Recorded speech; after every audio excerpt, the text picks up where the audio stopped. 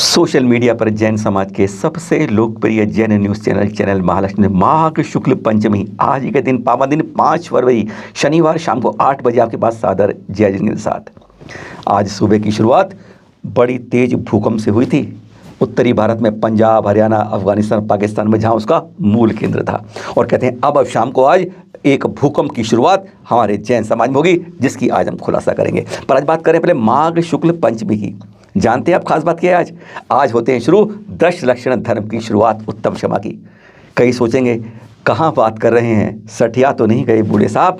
दशलक्षण भाद्रपद में आते हैं और आज बात कर रहे हैं। हमारे यहाँ हर दो में से एक को नहीं मालूम कि दशलक्षण 3 बार आते हैं।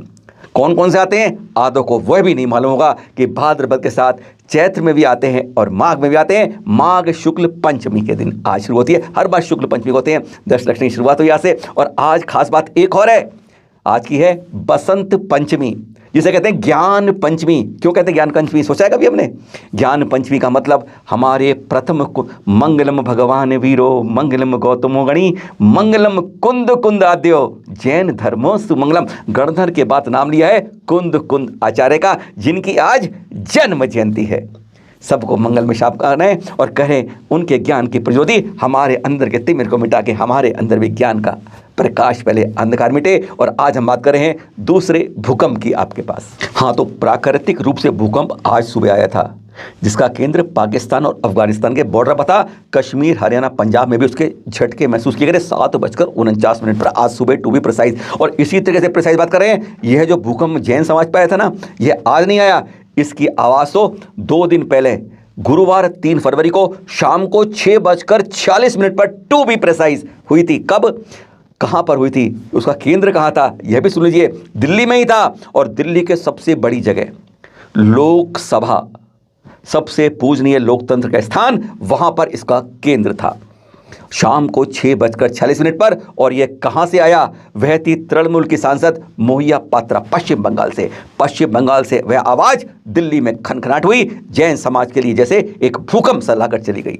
वह सुन लीजिए पहले क्या था वह भूकंप 20 सेकंड में। You fear in India where a Jain boy can hide from home and enjoy a kati kebab on a street card in Ahmedabad? देश की माननीय जगह, लोकतंत्र की पूजनीय वंदनीय स्थान कहता है इस संसद को, जहां पर लोकतंत्र में उन अल्पसंख्यक जैन समाज के प्रति उनकी रक्षा के लिए इसी दरवाजे से कानून बनते हैं और उसी के अंदर जाके जैन समाज का मखौल उड़ाता है पूरे विश्व के अंदर। यह पत्र लिखा है हमने ओम बिरला जी को भी, स्पीकर हैं। वैसे उस समय जब ये बोला जा रहा था, उस समय वह अपनी सीट पर नहीं थे। एक सांसद आकर यह बोल देती है, अरे दुनिया के अंदर किसी के पास जाके पूछ लो, जैन हो या जैन हो, कोई भी आदमी हो, अरे हमारे हिंदुस्तान में तो 100 में से 3 जैन हैं, अगर दुनिया में देखेंगे तो 500 के अंदर 3 जैन मिलते हैं। उनमें से किसी से पूछ लेना कि अगर शाकाहार का कोई पर्याय मिलता है तो कौन मिलता है? मुंह से निकलेगा सिर्फ जैन जैन जैन। और आप आके ऐसा एक, अरे आपको किसी से पक्ष में बोल रहा हूं, विपक्ष में बोल रहा हूं। राष्ट्रपति के अभिभाषण पर धन्यवाद प्रस्ताव के ऊपर यह चर्चा चल रही थी, जिसमें तृणमूल की सांसद महासाहिबा यह कह रही थी कि अहमदाबाद के अंदर घर में छुप के रहने वाला जैन लड़का जो है सड़क पर जाकर कड़ी कबाब खाता है। अरे आपको देखना चाहिए कहां पर क्या बात है बोल रहे हैं। आप पर बहुत अब है बोलने के लिए बयान, चाहे मोदी के ये पक्ष में बोल रहा हूं, चाहे विपक्ष में बोल रहा हूं, चाहे अपने पार्टी के बोल रहा हूं, किसी पर। अरे बयान के लिए उदाहरण लेना है तो सही तरीके का तो लो। क्यों जैन समाज को बदनाम करते हैं आप? कानून बनाया गया है इसी दरवाजों सांसद के गलियारों से, अल्पसंख्यकों के संरक्षण के लिए, उनके विकास के लिए, संवर्धन के लिए, उनकी सुरक्षा के लिए।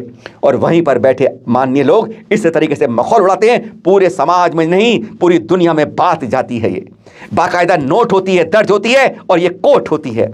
हमने यह ओम बिरला जी को पत्र लिखा है, लंबा सा, पूरा स्पष्ट किया है कि आपके इसी भवन से हमारे जैनों के लिए अल्पसंख्यक का दर्जा दिया गया।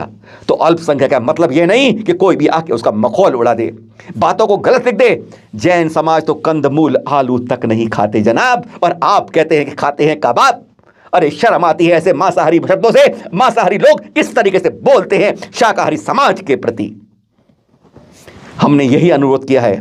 चैनल महालक्ष्मी ने ओम बिरला जी से कई जगह पत्र लिखे हैं, आपको सबके प्रमाण देंगे आने वाले समय में के अंदर कि इन वक्तव्यों को इस सदन के रिकॉर्ड से हटाया जाए, पहली बात। दूसरी बात, सदन के अंदर ही इसी तरह से मंच में खड़े होकर इन माननीय सांसद को क्षमा मांगनी चाहिए, क्योंकि यह बात जैन समाज को कोई क्षमा की जरूरत नहीं है, पर विश्व को दिखाने के लिए कि अगर कोई गलत बोलता है तो उसी मन से उसे सजा के रूप में क्षमा मांगनी चाहिए, यही एक कर्तव्य और नियम बनता है। आर्य का श्री सल्लेख नारद। जी हाँ, हम घटना बता रहे हैं, ये चल रही है समय कोपर गांव में, जहां हमारे आचार्य श्री वर्धमान सागर जी विराजमान हैं। उन्हीं की आर्य का श्री चैतन्यमती माता जी 19 जनवरी को उन्होंने संलेखना व्रत लिया, और देखिए किस समय इस समय से पाठन कर रही हैं। हमारी तरफ से मंगल कामनाएं, और आप अपने मार्ग की ओर, उत्तमता की ओर बढ़ती जाएं। खुशखबरी, पारसनाथ पर पटरी सरकने लगेगी। जी हाँ, बढ़ने लगी। 2019 में शिलान्यास हुआ था पारसनाथ मधुबन गिरिडीह पटरी के लिए रेल प्रोजेक्ट का। तब प्रोजेक्ट की कॉस्टिंग थी 451 करोड़ से कुछ ज़्यादा, जो अब तो काफ़ी बढ़ गई होगी। इस बार रेल बजट में यहाँ की जैसे सरकार ने, रेल मंत्री ने सुन ली, और इस बार 50 करोड़ रुपए आवंटित किए गए हैं कि पटरी सरकना शुरू हो जाए ये वाली। जानते हैं आप, वैसे 2-3 साल से पहले भी बजट के लिए पैसे आ रहे थे। पता है पहले कितने रख रहे थे?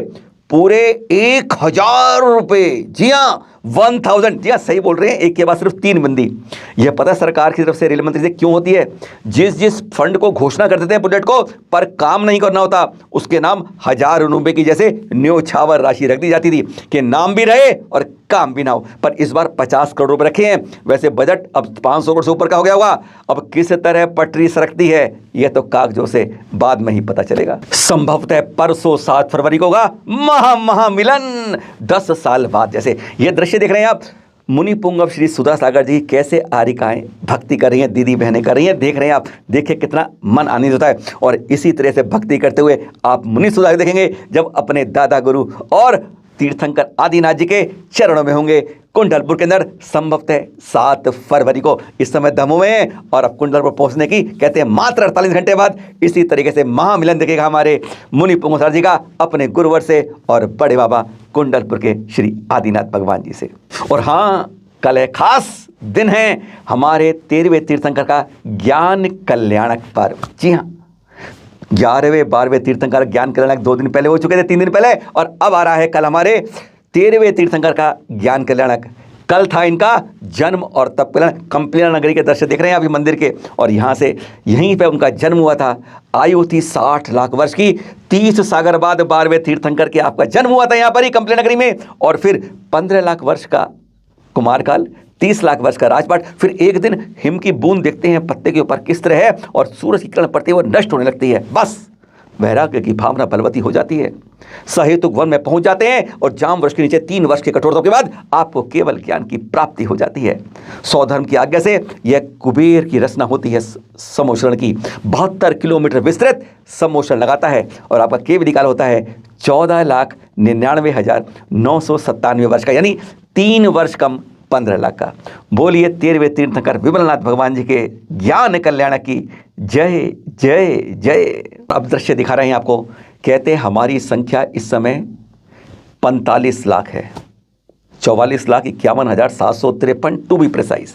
और अगर हमारे इसमें ये सराख बंधु हैं जो बिहार, झारखंड, उड़ीसा में जगह जगह जातियाँ फैली हुई हैं, जो पूर्वज में ये जैनों की मुख्य धारा में थे, बिछड़ गए, जंगल पहुंच गए, और अब इन्हें मुख्य धारा गए। देखिए किस तरह बच्चे यहाँ पर पूजा कर रहे हैं। इसी तरीके से मुख्य धारा में जोड़ने के लग रही है। आचार्य ज्ञान सागर जी ने जो मशाल जलाई थी, उसको जलाए रखने का काम हम सब की अब जिम्मेदारी है। और अब ये देखिए बच्चे किस तरह पढ़ रहे हैं। कहते हैं धार्मिक शिक्षा के साथ यह लौकिक शिक्षा मिल जाए तो कहते हैं मुख्य धारा में जोड़ने का सीधा सीधा रास्ता खुल जाए। फिर मिलेंगे आपसे कल सुबह। सादर जय जिनेंद्र।